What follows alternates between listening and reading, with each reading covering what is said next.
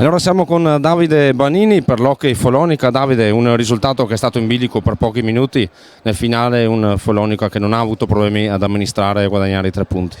Sì, penso che abbiamo fatto una bella partita perché Sandrigo è sempre una pista complicata e negli ultimi anni l'abbiamo pagata spesso cara, però abbiamo fatto una partita intelligente come l'abbiamo preparata e da parte di tutti quelli che sono scesi in pista ho visto un bel contributo, siamo contenti insomma.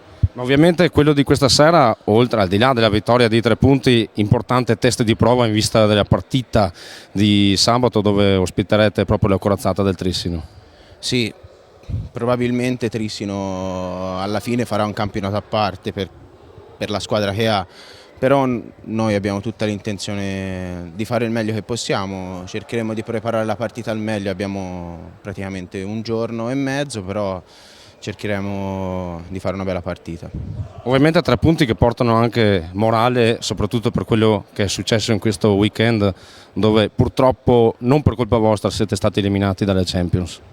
Sì, è stata una disavventura un po' spiacevole, però purtroppo è andata così, siamo arrivati all'aeroporto e dopo il check-in ci è stato detto che il volo era cancellato, abbiamo cercato un altro modo per raggiungere la Francia in tempo, ma non c'era purtroppo e quindi andiamo nella qualificazione di Coppa Cerz, insomma il nome nuovo, e vediamo di fare una bella figura perché comunque è una competizione che ci piace e ci interessa.